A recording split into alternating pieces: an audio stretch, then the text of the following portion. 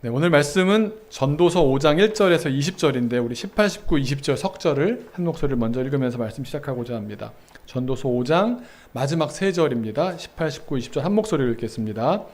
사람이 하나님께서 그에게 주신 바 그 일평생에 먹고 마시며 해 아래서 하는 모든 수고 중에서 낙을 보는 것이 선하고 아름다움을 내가 보았나니 그것이 그의 몫이로다. 또한 어떤 사람에게든지 하나님이 재물과 부요를 그에게 주사 능히 누리게 하시며 제 몫을 받아 즐거워하게 하신 것은 하나님의 선물이라. 그는 자기의 생명의 날을 깊이 생각하지 아니하리니 이는 하나님이 그의 마음에 기뻐하는 것으로 응답하심이니라. 아멘. 어떤 전도서적인 이제 용어들이나 어떤 구조들이 조금 더 들어오시지 않을까 싶습니다. 헤벨로 태어나 올람에 이르는 삶이라는 제목으로 말씀 전하려고 합니다. 예수님의 오심을 기다리는 계절입니다. 그래서 오늘 제가 제일 먼저 할 일은 앞에 초가 있지 않습니까?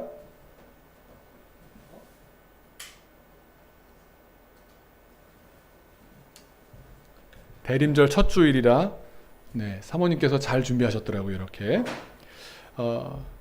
예수님께서 오셨기 때문에 예수님의 오심으로 우리는 헤벨에서 올람으로 나아갈 수 있게 되었습니다. 헤벨이 뭐냐? 우리가 본 뒤 헤벨이지 않습니까? 한숨에 불과합니다. 잠시 있는 듯 하다가 사라져버리는 안개와 같은 허무한 존재입니다. 하지만 성경은 우리에게 너희들은 그러니까 그런 허무한 헤벨과도 같은 인생이니까 니들 사는 거 아무 의미 없다라고 말씀하지 않습니다. 왜냐하면 그런 우리를 가만 내버려 두시지 않고 하나님의 영혼으로 초대해 주셨기 때문입니다. 그래서 그 영혼이라는 말을 히브리어로 하면 올람인데 그 올람을 맛보며 살도록 우리를 알려주시고 어떻게 하면 맛볼 수 있는지를 상세히 설명해 주십니다. 그래서 전도서는 얼핏 보면 인생 헛돼, 의미 없어, 뭐하러 살아 이렇게 느껴지지만 역설적으로 헛되지 않게 살 길을 알려주는 책입니다. 특별히 오늘 5장은 이제 강론으로 들어갑니다. 이제 우리가 헤벨에서 어떻게 올람에 이르게 될지 크게 세 부분으로 나누어서 하나님에 대해서, 이웃에 대해서, 그리고 물질에 대해서 어떻게 살아야 하는지 하나하나 상세하게 설명해 주십니다. 다른 표현을 잠깐 쓰자면 전도서의 10계명과 같습니다. 우리가 잘 아는 출애굽의 10계명은요 크게 두 개로 나눠집니다. 10개를 4개, 6개로 나눕니다. 4개는 1, 2, 3, 4계명은 대신계명이라고 그럽니다. 신에 대한, 하나님에 대해서 어떻게 해야 되는지를 알려주는 4가지 대신계명과 나머지 6개는 뭘까요? 대인계명입니다. 사람들을 어떻게 대하라고 주시는 대인계명. 10계명을 크게 둘로 나누기도 하고요. 어떤 경우엔 셋으로 나누기도 합니다. 대신계명이 있고 대인계명이 있고 뭐 하나가 더 있을까요? 보험 쪽 용어 같아 보이는데요. 대물계명입니다. 물질을 어떻게 쓸 것인가에 대한 계명. 하나님을 어떻게 섬기며 사람들과 어떻게 살 것이며 물질을 어떻게 우리가 다뤄야 되는지가 이 3가지로 나눠지는 기준이 되는데 오늘 전도서 말씀도 이렇습니다. 오늘 전도서 5장은 크게 3가지가 하나님을 어떻게 대할 것이며 이웃을 어떻게 대할 것이며 물질은 어떻게 대할 것인지를 상세하게 정리해 주셨습니다. 그래서 큰 틀로 이 3가지를 먼저 말씀드리는데 영어로 정리해 보면 이렇습니다. 첫 번째 하나님에 대해서 하나님과 어떻게 관계를 맺어야 헛된 인생이 아니라 영원한 인생을 살 수 있느냐? Worship God입니다. 하나님에 대한 우리의 태도는 worship, we should worship God입니다. 그러니까 우리는 하나님에 대해서 어떤 태도여야 되냐? 경배하고 예배해야 됩니다. worship해야 됩니다. 숭배해야 됩니다. 한국말로 약간 이단적으로 표현해 본다면 그렇죠? 두 번째로 그렇다면 사람과의 관계는 사람들 people이라고 한다면 people에 대해서 어떤 동사가 필요할까요? 사람을 우리는 어떤 대상으로 보십니까? 어떤 대상으로 생각해서 어떻게 관계를 맺어야 헛된 인생 살지 않고 영원에 닿는 인생을 살 수 있을까요? 사람은 어떻게 돼야 됩니까? Love people입니다. 사람은 사랑해야 되는 대상입니다. 그래서 we should love people. 우리는 사람을, 이웃을 사랑함으로써 하나님 나라를, 영원한 나라를 이루어가게 됩니다. 세 번째로 물질에 대해서는 어떻게 될까요? 물질 things라고 해보겠습니다. 그러면 어떤 동사가 좋을까요? 물질은 쓰는 겁니다. use things입니다. We should use things. 우리에게 주어진 물질들은 잘 사용함으로써 우리의 삶이 영원과 잇닿는 인생이 될 수 있다는 겁니다. 이 세 가지입니다. 오늘 설교의 결론입니다. 세 가지 다시 한번요. We should worship God, we should love people, we should use things. 이렇게 대상에 따라서 우리는 경배해야 할지, 사랑해야 할지, 사용해야 될지를 결정해야 되는데 문제는 뭐겠습니까? 어긋 맞출 때 문제입니다. 대상과 태도를 잘못 맞추면 큰 문제가 생겨납니다. 하나님을 어떻게 대하라 그랬습니까? worship, 경배해야 됩니다. 경외해야 됩니다. 그런데 하나님을 친구 대하듯이 가볍게 대하면서 love, 사랑한다고 포장하기도 합니다. 이런 걸 성경에서 뭐라고 표현했냐면 경홀히 여긴다라고 합니다. 경홀히 여긴다. 하나님의 이름을 망령되이 일컬을 수 있는 이유도 여기에 있습니다. 쉽게 생각하는 겁니다. 높은 분으로, 하늘에 계신 분으로 생각하는 게 아니라 나랑 동급으로 생각하는 데서. 사랑도 아닌 거죠, 사실은. 그런데 여기 한술 더 떠서 하나님을 심지어 use, 이용하기도 합니다. 하나님의 이름을 이용합니다. 하나님의 권위를 이용합니다. 내가 하는 일이 마치 하나님께서 시킨 일인 것처럼 하나님을 막 내가 하나님의 일을 하고 있어, 이런 식으로 하나님을 이용합니다. 사람들이 믿어주기를 바라면서. 그런데 조금 있다가 다 같이 보시겠지만 오늘 본문 말씀들은 이런 현상들을 다 하나하나 지적하고 계십니다. 두 번째로 사람을 어떻게 대하라고 했습니까? 아까 사람은 어떤 대상이다? love, 사랑해야 할 대상입니다. 사람은 사랑하는 겁니다. 그런데 사랑해야 할 사람을 worship하는 경우가 있습니다. 사랑해야 할 사람을 경배하면 뭐가 될까요? 우상숭배가 됩니다. 네. 교회가 목사님을 사랑하다가 그게 지나쳐서 목사님을 경배하고 숭상하면 그건 교회가 아닙니다. 어떤 국가에서는 한 사람을 추앙하다 못해 경배하기까지 합니다. 우상이 됩니다. 월십을 잘못하면 그 월십의 대상은 반드시 우상이 되게 되어 있습니다. 개인의 삶에서도 나라만 그러고 집단으로만 그런 게 아니라 내 개인의 삶에서도 내 자식이 우상이 되기도 하고요. 내 배우자가 우상이 되기도 하고요. 우리 가족이 우상이 되기도 하는 사람 얼마든지 생각나실 겁니다. 그런데 우상도 문제지만 사람을 월십해도 문제지만 사람을 use, 이용하는 것도 큰 문제입니다. 사람은 사랑의 대상인데 물질 다루듯이 사람을 대하는 겁니다. 어떤 권력자가 자기 욕망을 위해서 사람들의 인권과 사람들의 인격을 짓밟으면서 수단화하고 도구화하는 일들은 역사적으로 아마 쉼없이 계속되어 온 일이 아닌가 싶습니다. 근데 이게 역사만 그러냐, 집단적으로만 그러냐, 사회 공동체적으로만 그러냐, 개인의 삶에서도 그런 태도가 자기도 모르게 불쑥불쑥 나오기도 합니다. 사람은 worship 하지도 말고 use 하지도 말고 사람은 love 하는 겁니다. 어찌 보면 우리는 우리 인생 가운데서 이것 하나 지키며 사는지도 모르겠습니다. 사람을 끝까지 사랑할 수 있느냐 없느냐 실패하기도 하고 배반당하기도 하고 하지만 다시 시도해보기도 하고 또 해서 또 기뻤다가도 또 한 사람이 계속 기뻐서 그렇게 사랑의 보람을 느끼게 해줄 줄 알았더니 또 다른 데서 또 이렇게 사람 마음 힘들게 하고 이걸만 계속 반복하는 삶일지도 모르겠습니다. 제가 결혼식 주례할 때도 쓰는 그 한 가지 내용이 딱 그겁니다. 끝까지 사랑으로 승부하십시오. 그걸 해보는 게 결혼입니다. 그걸 해보면서 그걸 성취할 때 우리는 하나님을 닮아갑니다. 그리고 세 번째로 물질들은 어떻게 하라고요? use 해야 됩니다. use. 사용해야 됩니다. 그런데 어떤 사람들은 물질을 쌓아놓는 것을 좋아합니다. 그것만큼 헛된 인생이 없다고 성경은 말씀합니다. 잠깐 왔다가 사라져 버리는 것을 worship하고요. 너무 좋아서 love합니다. 여러분 돈 있으십니까? 물질 있으십니까? 잘 쓰십시오. 성경이 말하는 부자는 많은 걸 쌓아놓은 사람이 아니라 넉넉히 쓰는 사람입니다. 아니 있어야 쓰지라고 말씀하시겠지만 조금 다른 이야기입니다. 잘 쓰는 것이 어떤 것일까요? 우리가 사는 자본주의 세계에서는요. 모든 가치를 돈을 기준으로 값을 매겨두었습니다. 그래서 뭐는 얼마짜리라고 생각하는 습성이 우리 머릿속에 배어 있습니다. 그래서 돈을 잘 쓴다는 말은 뭐냐면 그냥 제가 설교 준비하다 이런 생각을 해봤습니다. 이번에 미국 가는 여행을 준비하면서 대충 보니까 총액이 3천만 원대입니다. 그거에 대해서 제가 예산서를 만들고 결산을 준비하고 그걸 공개하고 이러다 보면 아니 3주 만에 3천만 원을 쓰니까 얼마나 많은 돈을 씁니까? 그것만이 아니고요. 제가 코로나 이전에 유럽으로 여행을 가면요. 30명, 40명 데리고 갔다 옵니다. 그러면 2주 만에 1억을 씁니다. 대단하지 않습니까? 이러면 사람들이 저를 다 오해합니다. 목사님이 돈이 많다고 생각합니다. 저는 돈을 쌓아놓은 게 없습니다. 그런데 쓰고 있습니다. 무슨 의미일까요? 돈을 맡기신다는 겁니다. 돈을 가지고 가치를 만들어낼 수 있는 사람이기를 주님이 원하시는 겁니다. 물 쓰듯이 돈을 써서 돈을 갖고 있는 사람이 아니고요. 돈으로 경험을 사고요. 돈으로 결단을 사고요. 돈으로 꿈을 사고요. 돈으로 미래를 삽니다.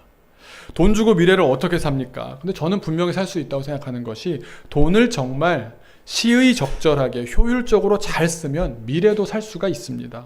사람도 살릴 수가 있습니다. 그런데 돈을 너무 월십하거나 러브에서는 어떻게 쌓아두기만 하고서 그 잔액 봐가면서 아침마다 주식이 어떻게 됐는지 보면서 그거 기뻐하는 사람은요, 결국 누리지도 못하고 풍성한 인생을 살지 못합니다. 오해하지 마셔야 되는 것은요, 성경은 너무 거룩한 경전이기 때문에 돈에 대해서 신경 쓰지 말아라 그렇게 말씀하지 않습니다. 오늘도 20절 가운데 보면요, 10절이 돈 얘기입니다. 하나님에 대한 얘기보다, 사람에 대한 얘기보다 돈에 대한 얘기가 압도적으로 많습니다. 성경만큼 돈 얘기 많이 하는 경전이 다른 어떤 종교에도 없습니다. 돈을 잘 사용하라고 말씀하십니다. 달란트 비유가 대표적이지 않습니까? 영원한 소망을 위해서, 우리식으로 말한다면 그 돈을 사람 살리고 사람 키우는 일을 위해서 돈을 쓰라고 말씀하십니다. 저는 아까도 말씀드린 것처럼 오해를 받는 게 돈의 밝은 편인 것 같습니다. 이렇게 수치가 이렇게 보이는 것 같습니다. 그러다 보니까 돈이 밝은데 돈을 밝힌다는 오해를 산다고 혼자 생각하면서 억울해하면서 삽니다. 돈을 사랑해서 그러는 게 아니라 돈을 잘 쓰는 중이기 때문에 그런 오해가 있다고 생각이 드는데요.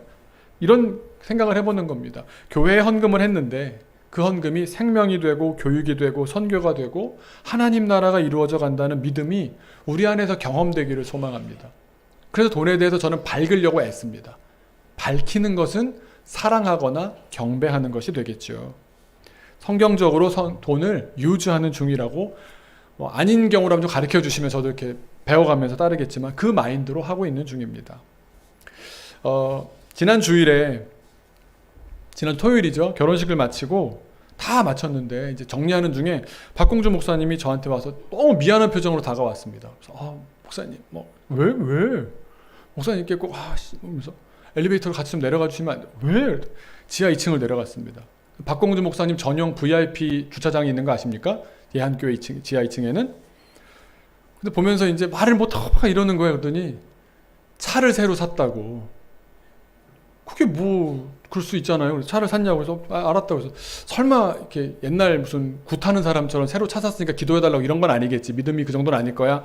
그렇게 생각하고 내려갔는데 혼자 마음에 목사님 차보다 훨씬 좋은 차를 자기가 사서 고민을 많이 했다는 겁니다. 목사님 제가 진짜 고민을 많이 했다고. 이 차를 사야 되나 말아야 되나. 결국 샀으면서 고민했다는 얘기를 뭐하러 합니까? 이미 저질러 놓고는. 네?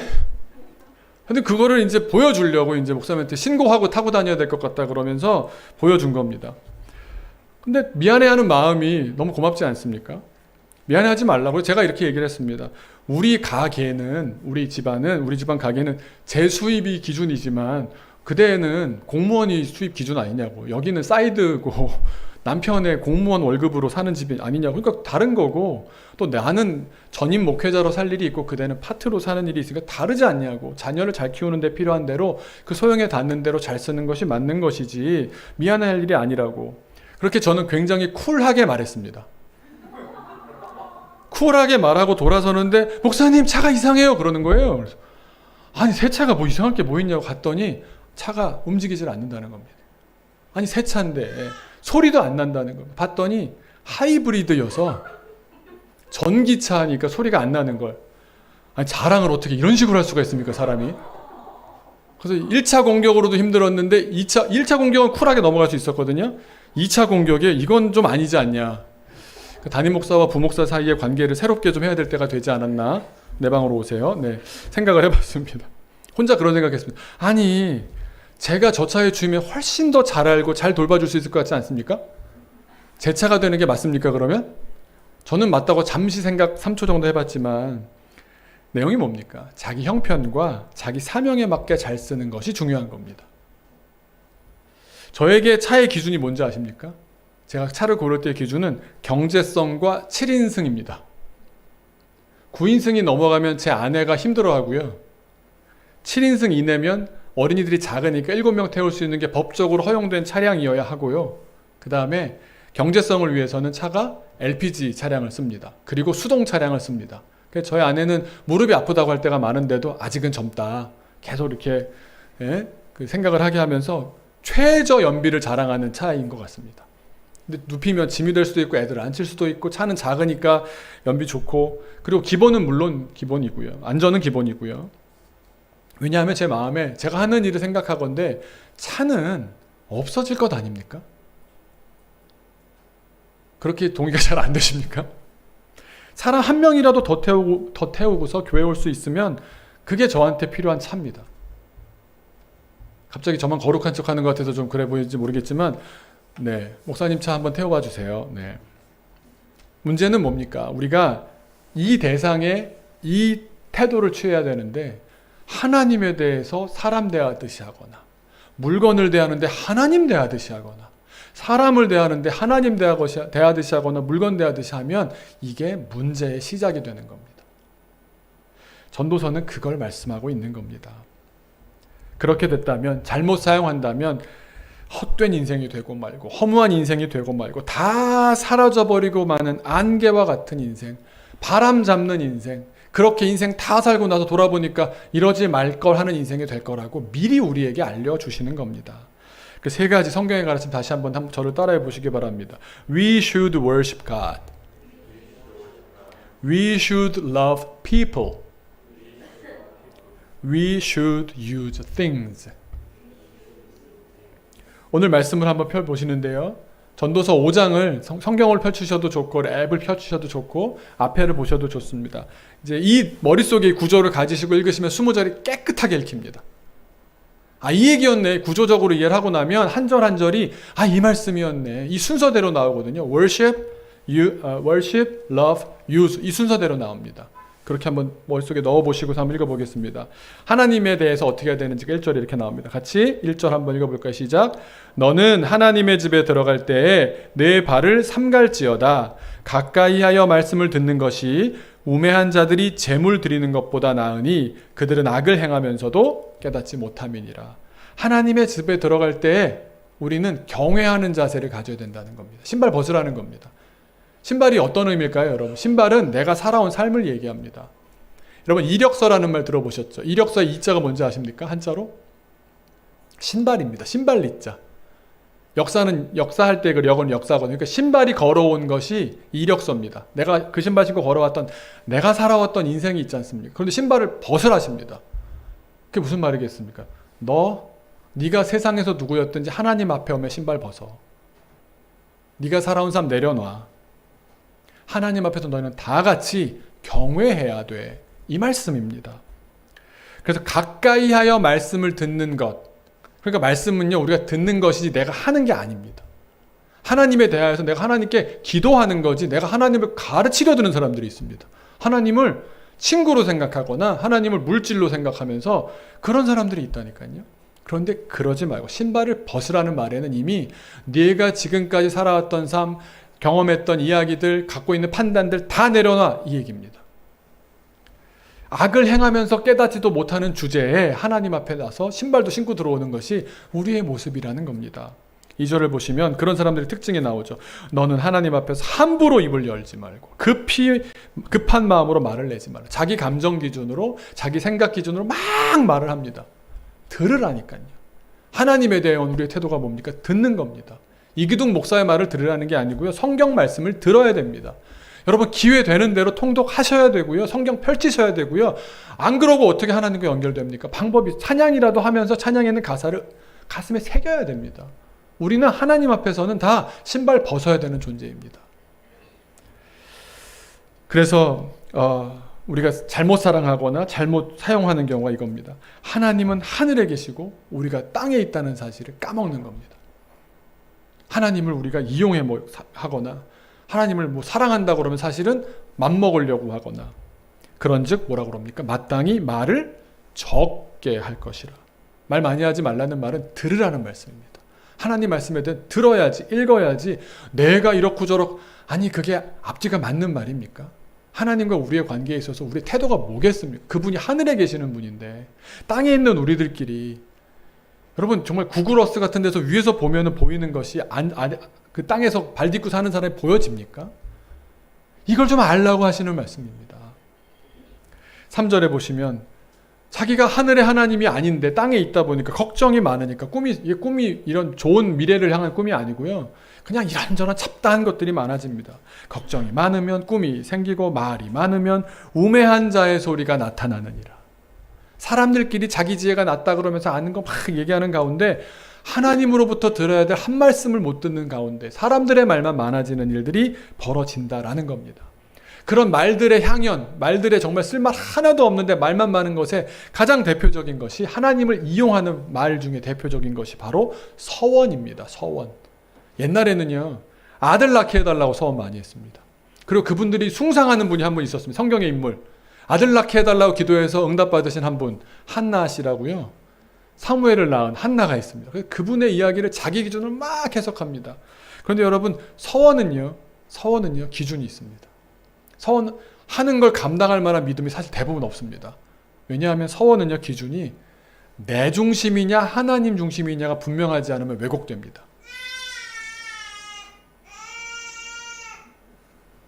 서원에서 이렇게 방랑할 줄 몰랐네요. 뭐냐 하면, 하나님 이걸 주시면 제가 이렇게 하겠습니다. 이런 방식으로 기도하거든요, 서원은. 신학교 갔더니요, 엄마 아빠가 자기 놓고 서원에서 낳은 바람에 신학교 온 친구들이 있었습니다. 주시면 바치겠습니다. 그런데 자세히 보십시오. 내가 주시면 바치겠습니다 하면서 사실은 나를 위해서 낳은 거 아닙니까? 내 필요, 내 평판, 내 가문에서의, 내 집안에서의 내 위신 때문에 제가 지금 아들 낳아야 집안에서 편안하거든요. 이걸 좀 열어주셔야 제가 좀 이 바닥에서 좀 사람들한테 인정받거든요. 이번 승진은 좀 저한테 좀 해주셔야 되거든요. 승진하게 해주시면 서원을 겁니다. 근데 한나는요, 서원을 했는데 어떻게 했는지 아십니까? 서원에서 낳은 사무엘을 바치고 다시는 안 받습니다. 내 아들이 아닙니다. 나를 위해서 낳은 게 아닙니다. 서원을 한다면 내 것을 위한 게 아니라 주님 것을 위한 서원일 때 서원이 성립되는 겁니다. 그래서 4절부터 보시면, 내가 하나님께 서원하였거든 갚기를 더디게 하지 말라. 하나님은 우매한 자들을 기뻐하지 아니하시나니 서원한 것을 갚으라. 하나님께서 막 서원 안 지켰다 막 이렇게 하는 것 같아 보이지만 중심이 잘못된 것을 지적하시는 말씀입니다. 서원하고 갚지 아니하는 것보다 서원하지 아니하는 것이 더 나으니 그럴 바엔 서원하지 말라는 겁니다. 네가 서원을 감당할 만한 인생이 아니라는 겁니다. 내 입으로 내 육체가 범죄하게 하지 말라. 범죄하고 있는 중, 서원하는 대부분의 사람들은 범죄하는 중입니다. 천사 앞에서 내가 서원한 것이 실수라고 말하지 말라. 그때 실수였다고 한 번만 물려달라고. 하나님과 이렇게 말장난합니까? 이렇게 서원을 하는 사람들 대부분은 하나님을 이용해 먹고 있는 중입니다. 우리가 worship God 해야 되는데 use God 하는 것의 대표적인 사례가 바로 이 서원의 경우인 겁니다. 어찌 하나님께서 내 목소리로 말미암아 진노하사 내 손으로 한 것을 멸하시게 하랴. 왜 하나님 바쁘신데 이렇게 힘들게 하냐, 이거 아닙니까? 우리의 것을 관철하기 위해서 하나님을 이용해 먹는 행태는 하지 말아야 될 줄로 믿습니다. 그래서 7절을 보시면 정리하는 내용으로 이렇게 하나님에 대한 내용을 정리합니다. 꿈이 많으면 헛된 일들이 많아지고 말이 많아도 그러하니, 세상적으로 사람들끼리 떠들고 말하고 얘기하는 게 중요한 게 아니라 오직 너는 하나님을 worship, 경외할지니라. 하나님에 대한 태도를 분명히 정리해 주십니다. 하나님에 대해서는 너희가 말장난하듯이 하나님 이렇게 해주면 이렇게 할게요, 그럴 뿐이 아니라는 겁니다. 하나님은 하늘에 계시고 너희는 해 아래에 있다고. 그런데 하나님에 대해서는 worship하라고 알려주시는 겁니다. 8절과 9절에서는 사람을 사랑하는 것에 대한 이야기를 해줍니다. 8절을 한번 보시면요, 너는 어느 지방에서든지 빈민을 학대하는 것과, 사람을 학대하는 거예요. 정의와 공의를 짓밟는 것을 볼지라도 이런 일이 세상에 얼마나 많았겠습니까? 고대 사회는 훨씬 더 그랬겠죠. 군주제 사회고 왕정 체제고 이러니까 한 사람의 뭐 인권, 인격 같은 건 쉽게 뭐 전쟁 나가서 몇만 명씩 죽어가는 시대에 아주 쉽게 일어난 일이었을지 모릅니다. 그런데 이상히 여기지 말라는 겁니다. 이런 일이 사람의 이런 나쁜 속성에 의해서 얼마든지 벌어질 수 있는데 중요한 건 뭡니까? 더 높은 자가 감찰한다는 겁니다. 그걸 하나님께서 보고 계신다는 겁니다. 그들보다 더 높은 자들도 있습니다. 하나님 얘기하는 거 아닙니까? 사람의 마음이 완악하여서 욕망으로 가득하여서 자기 욕망을 위해서 사람들을 이렇게 유즈할 수 있는 러브 피플 해야 되는데 유즈 피플 하는데 그들도 결국 하나님께서 지켜보고 있기 때문에 그들이 온당하지 않다라는 것 주님 알고 계신다는 겁니다. 주님 심판하신다는 겁니다. 내가 그거 가지고 왈가왈부 이거 바꿔보겠다 노력도 하기는 해야겠으나 본질적으로는 하나님이 그것 보고 계신다는 겁니다. 그건 잘못됐다라는 겁니다. 그러면서 9절에 땅의 소산물은 모든 사람을 위하여 있나니 왕의 밭도 소산을 받느니라. 세상 말로 이런 표현이 있죠. 사람 위에 사람 없고 사람 밑에 사람 없다는 말씀처럼 하나님 아래 해 아래 사는 사람들은 다 헤벨이기 때문에 안개와 같은 존재이기 때문에 더 뛰어나다 할 사람도 더 부족하다 할 사람도 없다는 겁니다. 그러니 너희들은 서로 love people 하라고 말씀하시는 겁니다. 그 다음에 이제 10절부터 이제 계속해서 한 8절 가까이 17절까지 돈에 대한 이야기, 물질에 관한 이야기를 줍니다. 물질을 어떻게 하라고요? use things입니다. 처음부터 이제 도발적인 표현들이 나옵니다. 10절에 보시면 은을 사랑하는 자가 있다는 겁니다. 아니 말이 됩니까? 은이 사랑의 대상이냐? 이 말씀 아닙니까? 은을 사랑하는 자가 어떤 특징이 있습니까? 은으로 만족하는 법은 없는 겁니다. 풍요를 사랑하는 자가 소득으로 만족하는 법을 해 아래서는 볼 수가 없다는 겁니다. 아니 어떻게 은을 사랑하고 풍요를 사랑하냐 이 말입니다. 사랑은 사람에게 하는 것이지 은을 주셨으면 풍요를 주셨으면 그건 잘 쓰라고 주어진 것이지 그거 사랑하고 붙들고 있으라고 주신 것 아니다 이 말씀입니다. 그래서 마지막에 뭐라고요? 10절 마지막에 이것도 헛되도다. 헛된 일입니다. 그래서 그 사람들의 병폐적인 삶이 어떻게 드러나 11절에 이렇게 나옵니다. 재산이 많아지면 먹는 자들도 많아지. 이게 무슨 말이겠습니까? 물질이 풍성하다 보면 그걸 붙잡고 있어야 되겠는데 풍성한데도 그거를 쓰지 않고 붙잡고 있으려다 보면은 이게 보통 일이 아니지 않습니까? 먹을 입이 많아집니다. 왜냐하면 지켜야 하기 때문에 사람을 고용해야 되고요. 조직을 관리해야 됩니다. 그러니 결국 어떤 말이 나오는지 아십니까? 11절 하반절을 보시면 그 소유주들은 눈으로 보는 것 외에 무엇이 유익하랴? 통장에 얼마 찍힌 거 보면은 행복하십니까? 그걸로 내가 뭐 누리는 게 있습니까? 네, 바라시는 눈빛으로 몇 분 얘기하시는 것 같은데 안 지켜봐서 모르는 게 우리 대부분의 삶이지만 그런데 성경은 역설적으로 도리어 속편한 사람을 12절에 얘기해 주십니다. 12절을 보시면요. 우리에게 해당되는 말씀인 것 같으니까 12절은 같은 목소리를 함께 읽겠습니다. 시작. 노동자는 먹는 것이 많든지 적든지 잠을 달게 자거니와 부자는 그 부요함 때문에 자지 못하니라. 발 뻗고 못 잔다니까요. 많으면. 아니 우리가 해당이 너무 안 되는 느낌으로 계속 하시는데 우리가 돈을 몇 천만 원, 1억을 뭐 주머니에 넣고 다닌다고 생각해 보시죠. 얼마나 신경이 예민해지겠습니까? 13절을 보시면 가장 핵심적인 걸 딱 정리해서 이렇게 얘기하십니다. 내가 해 아래서 세상 사람들 사이의 삶에서 큰 폐단되는 일이 있는 것을 보았는데 그건 뭐냐면 소유주가 재물을 갖고 있는 건 당연한 일이죠. 소유주니까 갖고 있어야 되고 운용해야 되고 다 그거 하는데 문제는 어느 정도가 기준이 되냐 하면 문제가 되는 기준이 뭐냐 하면 뭡니까? 해가 되도록 소유하는 것. 해가 되도록 소유하는 것이라. 물질에 대해서 여러분 이거 하나 성경적으로 기억하시면 좋습니다. 물질에 대해서 해가 되도록 소유하는 겁니다. 여러분 젊은 사람이 뭐 엄청난 뭐 큰 승용차를 몰고 다닌다. 그 사람에게 그게 일생의 덕이 될까요? 해가 될까요? 물론 우리가 가져본 적이 없어서 이게 그냥 느낌으로 안 좋게 보려고 하는 마음으로 볼 수는 있겠지만요. 감당 못합니다. 재벌이 큰 걸 물려줬을 때 정말 성실하게 해나가는 길이 얼마나 어려운 일입니까? 자기에게 해가 되도록 소유하는 것은 우매한 짓입니다. 물질에 대해서 이것 하나 꼭 기억하십시오. 자기에게 해가 되도록 소유하는 것. 이게 여기가 기준이겠구나. 그러니까 나누셔야 됩니다. 쓰셔야 됩니다. 14절을 보면 이렇게 설명합니다. 그 재물이 재난을 당할 때 없어지나니. 재물이 있다가도 재난을 피할 방법이 없으니까 없어지는 겁니다. 잠시 왔다가 사라질 것인데 그때 좀 더 좋은 일에 썼으면 할 거라고 후회할 일만 생긴다는 겁니다. 그러다 보니까 비록 아들은 낳았어. 정작 필요할 때, 정작 물려주고 싶고 정작 그에게 뭔가 제공해주고 싶었을 때 아들은 낳았지만 그 손에 아무것도 없느니라. 그러면 꼭 그때 가서 얘기합니다. 하나님께 맡겨 이럽니다. 자기가 잘못 살아놓고 아들한테 줄 거 없으니까 괜히 이것도 하나님을 잘못 유즈하는 겁니다.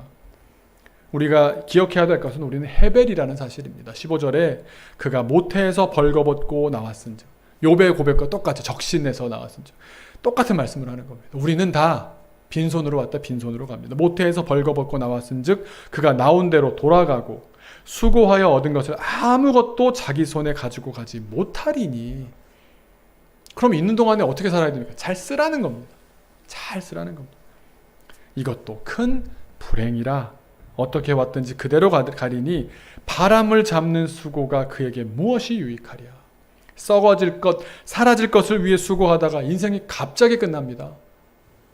갑자기 아무 준비 없이 돈 부여잡다가 노년이 되어서 잃게 된답니다. 저 어른들 보면서 제가 요즘 너무너무 가슴 아픈 게요. 저희 부모님 보면서도 그렇습니다.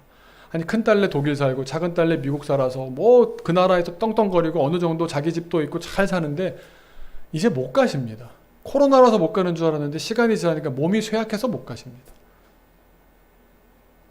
물론 저희 아버지가 돈 때문에 이랬다는 얘기가 아니라 우리가 그런 날이 옵니다. 갑자기 예상하지 못한 순간에 그게 훅 오더라고요. 그래도 어르신을 옆에서 늘 보고 있는 건 굉장히 유익합니다. 내 삶의 마지막 모습도 저러할 텐데 지금 가진 거를 잘 써야지. 지금 사랑할 수 있을 때 많이 사랑해야지. 지금 하나님께 예배할 수 있을 때 한 주도 빠짐없이 난 정말 예배해야지. 찬양 한 곡 한 곡 어차피 부르는 값에 이 젊을 때 더 하나님께 기쁘게 찬양해야지. 우리에게 생각보다 시간이 많지 않습니다. 헤벨이라고 계속해서 38번이나 얘기하는 이유가 뭐겠습니까? 있는 것 같이 사라져. 바람이야. 입김 같아. 숨 같아. 안개 같아. 계속 비유를 통해서 또 본질적인 말을 통해서 헛되다 다 얘기하는 이유가 뭐겠습니까? 이걸 너무 사람들이 가볍게 생각하는 겁니다. 영원히 살 것처럼 산다니까요. 영원히 살 것처럼 산다니까요. 여러분 삶의 세팅은 어떻습니까? 그래서 17절이 그렇게 재물을만 밝히다가 재물만 붙잡으려다가 재물을 월십하거나 재물을 러브하던 사람들의 삶에 대한 아주 단정적인 평가가 17절에 이렇게 나옵니다. 일평생을 어두운 데에서 먹으며 밝은 데서 나갈 수 있는 일이 없다는 거죠. 많은 근심과 질병과 분노가, 질병과 근심도 좀 힘들지만 분노는 참 힘듭니다. 왜 분노가 생길까요? 한번 생각해 보십시오. 돈 때문에 애쓰던 사람이 왜 분노가 생길까요? 돈 생각하면 분노 떠오르는 일 많지 않습니까? 돈 가지고 나를 해했던 사람들을 반드시 떠올리게 됩니다. 그렇죠? 그러니까 돈을 쓰는 게 나도 행복한 길이고 그도 행복한 길이고 공동체가 사는 길입니다. 이제 18절로 20절은 이 5장의 대단원의 막을 내리는데 18절은 우리가 계속해서 얘기해 오면서 이 전도서의 핵심이 이겁니다라고 했던 것을 다시 한번 확인시켜 줍니다. 정말 이렇게 전도서에 이렇게 이 중요한 구절 나올 때마다 하이라이트를 한 번씩 탕탕 터트려 주는구나 하는 말씀인데요. 우리 18절은 핵심이니까요. 한 목소리를 읽겠습니다.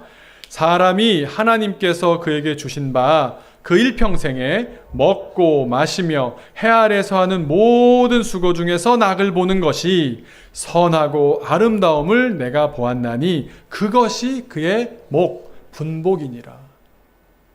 우리가 살아가는 이 짧은 시간 가운데 같이 먹고 같이 마시고 같이 사랑하고 같이 수고하는 것, 이게 얼마나 큰 복인지 모릅니다. 전도서의 지혜는 바로 이것을 이야기합니다. 시간이 짧으니 사랑할 수 있을 때 사랑하고 예배할 수 있을 때 예배하고 돈을 쓸 수 있을 때 빨리 쓰라고. 이러다 보면 우리가 지금 다 한편으로 걱정하는 게 그럴 정도가 아닌데 난 지금 재정 형편이 아닌데 이렇게 생각하시는 분 있을 수 있는 것 같아서 어쩜 저도 그런 생각을 여기 18절까지 읽을 때 그 생각이 들었는데 19절에서 위로의 말씀을 주시더라고요. 19절 말씀 여러분에게 우리에게 위로가 되는 말씀입니다. 또한 어떤 사람에게든지 하나님이 재물과 부요를 그에게 주십니다. 하나님이 주십니다. 능히 누리게 하십니다. 내가 붙잡는다고 누려지는 것이 아니라 하나님이 그에게 능히 누리게 하십니다. 그러니 제 몫을 받아 수고함으로 즐거워하게 하신 것은 하나님의 선물이라. 정말 은혜롭지 않습니까? 우리에게 주십니다. 그 걱정하느라고 우리의 귀하게 주어진 시간을 그냥 넘겨버리지 마십시오. 우리가 하나님께서 주신다고 믿고 할 수 있을 때 사랑하고 경배하고 사용하는 것이 온당한 길인 줄로 믿습니다.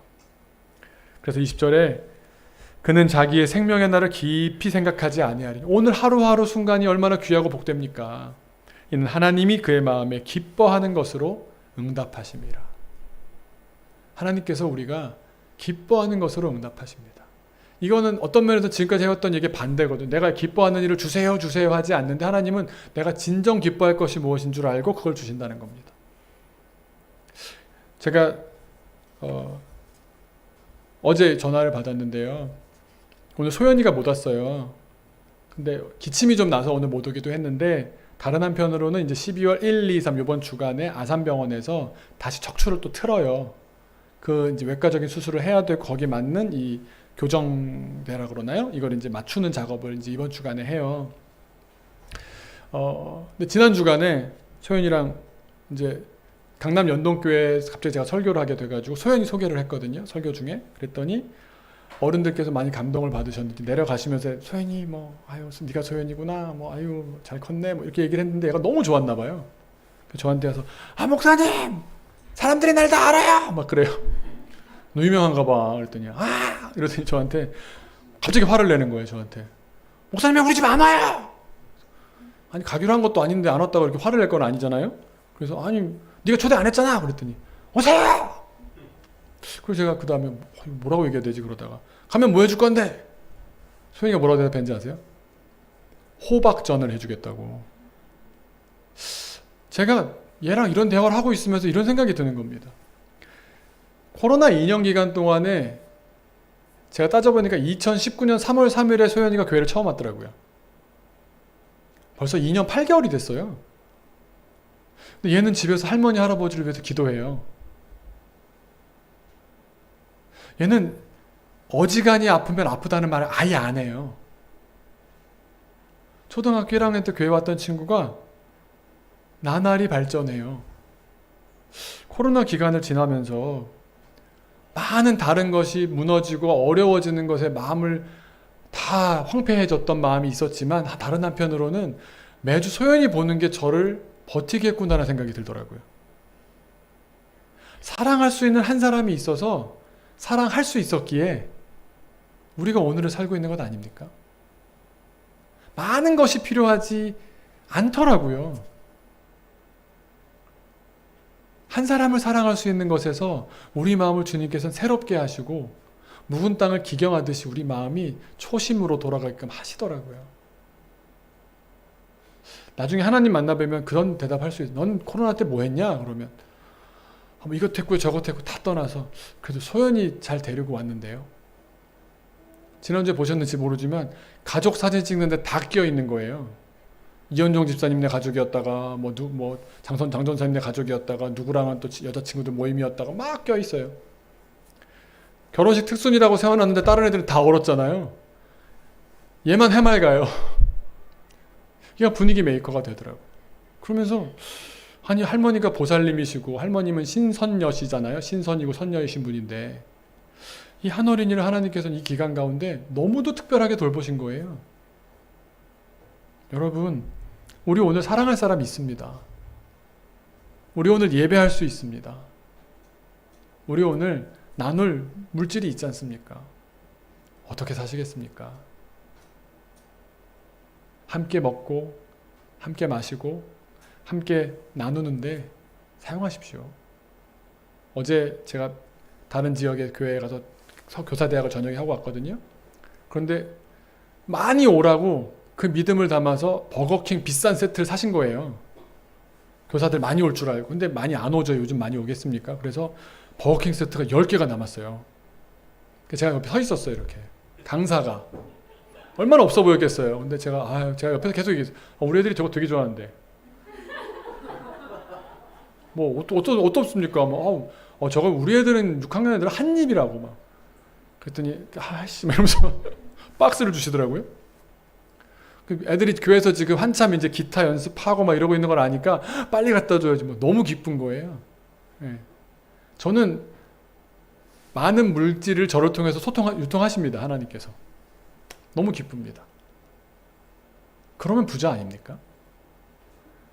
쌓아놓는다고 부자라고요? 여러분 성경은 그렇게 말씀하시지 않습니다. 잘 나눌 때 더 부어주십니다. 더 감당하게 하시고요. 더 나누게 하시고요. 하나님께서 돈이 없으신 분이 아니십니다. 하나님께서 주시고자 하는 어떤 목적이 있고 적합한 사람이라고 한다면 주님은 주십니다. 의미 있는 일에, 사람 살리는 일에, 또 자녀가 정말 잘 성장하는 일에, 가족이 하나 되는 일에 의미 있게 사용하십시오.